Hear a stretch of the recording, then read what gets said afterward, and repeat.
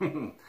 How y'all doing? It's been a little over a week since we last made a video, but we got kind of hemmed up. We've had the baby for a couple of days, and the weather's been crappy, and I can think of a million excuses. So no excuse. Yeah, we just haven't done it.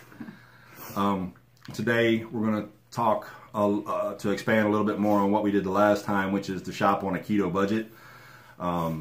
We've got like 6 points that kind of will help you along when you're trying to do this on a bit of a shoestring, or on a budget like we are.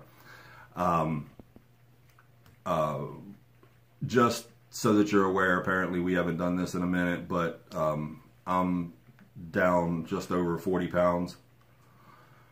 And I'm down 25 since we started, or since I started on January 15th. Right. And probably about a total of, I think I just figured out, like between my hips and my stomach, it was 10 inches between the two of them that I'm down since we started. So, and closer to the goal. I'm over 15 inches. And the fun part is that I'm starting to notice it in clothes. Putting on clothes that I couldn't put on before.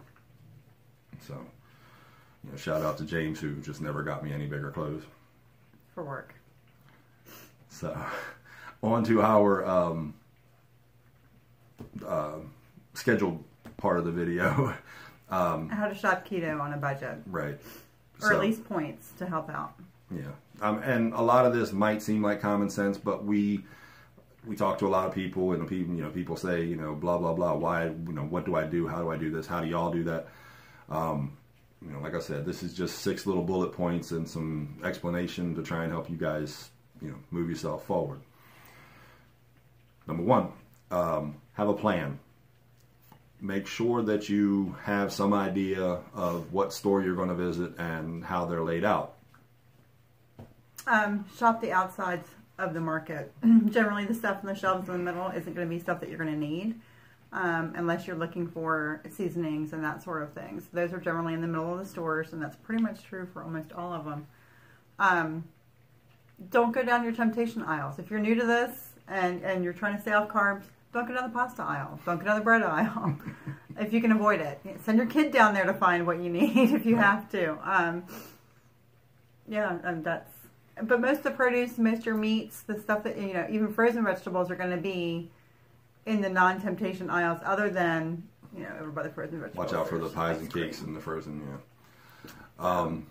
That's normally a completely different aisle, though, so you don't have to go down that one. Right. Number 2, don't go hungry. Even if it means you have to pack a snack, take some nuts, take some cheese. Worst comes to worst, pick up a Slim Jim or something like that while you're walking around and pay for it when you leave. Please pay for it when you leave. You are way too tempted to buy junk and to buy lots of stuff when you're hungry.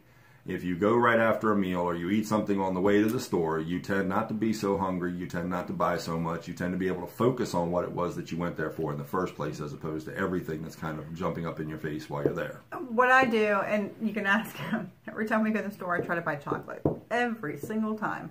And what I do is I look at it and look at how many carbs are in it, and I'm like, I just can't even fit this in my day. There's no way. I couldn't even eat like a small little piece. Even dark chocolate I have a hard time because my carbs are so low.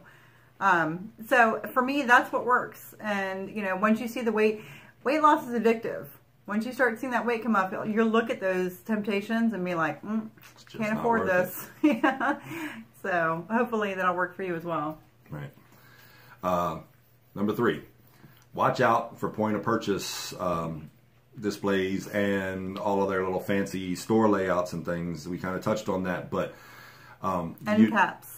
Cereals, chips, things of that nature are always on the end cap. Just look at like it's not there. Just try and breeze by it. And then at the obviously the point of purchase stuff at the checkout counter is always candy and stuff like that. I mean, if you can't break your gaze away, pick up one of the National Clars that's sitting on the other side of it and take a look at that while you're waiting for the cashier to check you out. Or immediately turn it over and start looking at the ingredients in it. Once you start doing this, even if you are doing it on a budget, you're going to be like, okay, I'm not going to eat this high fructose corn syrup. I'm not going to eat this. Because you just don't want to add that back. You feel so tremendously good that you don't want to hurt it. You don't want to screw it up. I don't know how you feel about it, but I mean, actually, I do, because we talk about it all the time. I just want to keep losing weight. I don't care how we do it. You know, as long as we're come still so eating. far in 2 months that there's just no chance that I want to give up. I eat a ton of food. If you follow us anywhere on any of our social media, you'll know that we eat a ton of food. I don't eat as much as he does, and we're always satisfied. There's never being hungry. An example, today we had Caesar salad with roast beef on it. And I had 3 ounces of roast beef. He had 8 ounces of roast beef. So you're getting plenty of food. So there's really, I get sweet tooths and things like that. We talk about that. For us, what has worked is the pancake syrup, the Walden Farms pancake syrup. We take a sip of that when we get a sweet tooth, and generally it works.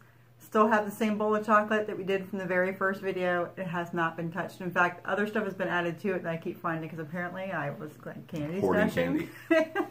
And we even have candy in our car, as well as peanut butter and cheese crackers, which is something I absolutely loved. I practically lived on them when we're working.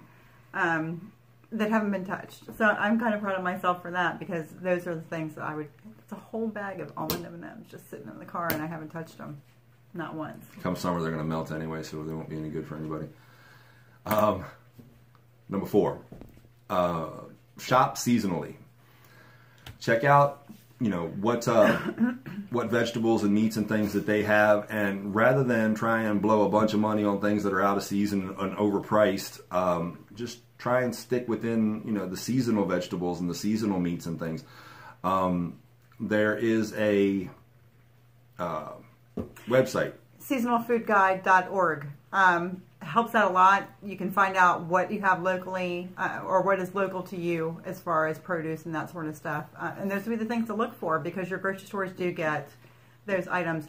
Even better, if you have a local farmer's market, go there, because that's straight from the dirt. I mean, you're really just not going to get it much fresher than that unless you go pick it out the guy's garden yourself, which most people would probably shoot you for. But we have another video coming out in a week or two about fresh versus frozen vegetables and stuff. And some of the stuff that we found out about fresh versus frozen is pretty intriguing, and it may actually, you know, stop your cravings for fresh vegetables as much because of the amount of nutrients that they lose from the time they're picked to the time they get to the grocery store. Farmers markets alleviate a lot of that hassle by, you know, picking it in during the week and selling it on the weekends. It makes it all a lot easier for you. And a lot more healthy when it comes right down to it. So, number 5, reduce food waste. The easiest way to do that with your shopping is to make a list. You know, if you know what you're going in there for, you don't have to guess at it. You won't wind up buying lettuce instead of cabbage, or, you know, pork chops instead of ground beef. You'll have your list. You'll know what your plan is for the week, month, day, whatever it is that you're doing. But you'll know what it is. To go one step further than that, I was talking, I believe in the last video, about meal planning. Meal planning, if you are on a budget, is a great way to save money. You know exactly what you can buy because you know exactly what you're going to make. This way of eating is a little difficult to do that because you have to find foods that you can interchange that will still stay within your macros and your calorie count and that sort of thing. But the more you have to choose from, the less likely you're going to get bored with it. So, you know, if, you know, I get that some weeks chicken is on sale and that's what you can afford for that week. There are so many different ways and seasonings and things like that to change that.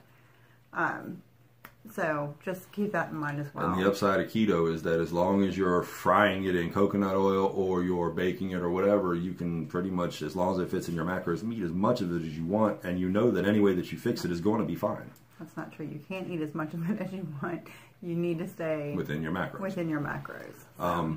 There's also a website that helps you with reducing food waste. It's called SaveTheFood.com, and they give you tips and measures on how to reuse leftover kind of things. Like, I assume it's like the stems on the vegetables and things. Actually, like that. Yeah, there's actually a recipe on there for zucchini stems, which a lot of us, you know, who are on keto live on zucchini. You know, zucchini noodles and all the rest of it. I always think, you know, what am I going to do with these middles? Because I'm being charged for it. Not charged, but, you know, when I put in zucchini noodles, it doesn't leave out the middles. So I don't know if a lot of you just go ahead and throw that in, but you can save that and use that for another dish another time. And that, you know, if you're by yourself, that's 2 meals from 1 zucchini right there. Or more, depending on, again, what your macros allow you. You know, you can get more than that. But there's just some really, really great ideas of how not to have so much waste, which is amazing to me. I never even considered using scraps for broth. What better way to use them? Right. So, and also that will use up your meat bones from your chicken and your beef and stuff like that, and your pork even. So, I mean, there's just so many things that you can do. And I realize you're thinking, I really don't have time for this, but it's so much easier than you think. And less time consuming, especially with now, you know, the advances that they have with slow cookers and instant pots and that sort of thing. I personally don't own one. I just have a fear of it exploding on me. But that's just me. So that's a good way to learn new stuff. And they have some really, really great recipes for things that are very, very fancy and very easy to make. So. Right on. Last one, number 6. Embrace leftovers. We have a son-in-law who doesn't like leftovers, according to him. I have fed him leftovers numerous times. Yeah, but for those of you that haven't, succumbed to leftovers yet, or haven't, you know, had to ever use leftovers and stuff before, leftovers are just the easiest way in the world to make a meal. We, once a week, normally kind of empty the fridge of all of the leftovers and make a meal out of it, you know, out of what's left over. Now, I mean, it's going to be a weird meal. You know, we have chicken and pork and beef and vegetables and, you know, weird. Sometimes it's super helpful, though, you know, because you're actually getting what you need from it to fill your day, which is nice because you don't always get the opportunity to do that. And it's always there. So, I mean, on days when you're just not feeling like cooking, you know what I mean? You just go in, you grab the leftovers, and you do what you can with them. It's an amazing way to, you know, to save money, you know, 1,000,000 times over, because buying in bulk, in general, is cheaper than it is buying single items and things. So, you know, if that's what it takes, you buy it bulk, you make it bulk, and you just partition it out and put it in some Pyrex or whatever it is that you guys store your food in. I love Pyrex. That's why I said it. It just makes life a lot easier on everybody, especially the cook in the family. So. Plus, you can also use those items for lunches. Like if you are a working, you know, person and you have to have lunch for the next day or whatever, make a little extra, you know, a little extra ground beef. You can make that into 1,000,000 different things. You can make it into a burger. You can do, you know, taco salad. You can do like a little meatloaf. You can do so many things. Leftover chicken, you can do chicken salad. You can do a Caesar salad with chicken. You can do all kinds of different stuff with it. You know, for those of you who aren't veggie people, you know, my chicken salad that I make is chicken, bacon, mayonnaise, some sour cream. I do like a little bit of vegetable because I like the crunch in mine. Crunch is very important to me. So I have a little bit of celery and some onion in there. But that in itself is a meal. So... And it's very filling, I think, when I make it. Sometimes I even throw avocado and some egg in there for extra protein and extra fat. So there's so many easy ways to reuse things that it's just, you know what I mean, until you really stop and think. It just doesn't dawn on you, you know. I don't know why he's laughing at me. I'm not laughing at you. I just love the way you talk. It's food. I like talking about food. Right on. So that's it. 6 steps. Have a plan. Don't go hungry. Watch out for point of purchase and end cap display kind of things. If you're tempted at the checkout and you've had a good week, you've stayed within your macros or something like that, and you think, I'm just going to have a treat. Have a treat. Make it a magazine. You know? That's better. Something that's not going to run your carbs up and delete, you know, 2 or 3 days. People will hate me for saying this. Treat yourself to a diet soft drink or something like that. Something that's not going to completely derail you, because that's not progress. That's not helping you. And that's all we're trying to do is help make things easier for you. Buy new nail polish if you're female, or male and like nail polish. You know, there's always something that you can treat yourself with that won't cause you calories or weight gain. Number 4, shop seasonally. Number 5, reduce food waste. And number 6, embrace leftovers. That's the easy ways. I'm Jerry. I'm Tony. We are at Keto Couples Journey at gmail.com, ketocouplesjourney.com, at Keto Couples Journey on YouTube and Facebook, and Keto Couples Journey ATL on Instagram. Also, we just started a group on Facebook, Ketogenic Journey. So, log on, tell us all about yourself, let us know your struggles, or, you know, help someone else. All it's about is everybody sharing their journey with the ketogenic lifestyle and how it's working, or, you know, maybe not working for you. And, you know, somebody out there can help you. There's a lot smarter people out there than us. So, thanks for checking in, guys, and we'll catch you guys in a week or so. Bye. See ya. I'll get it. Okay.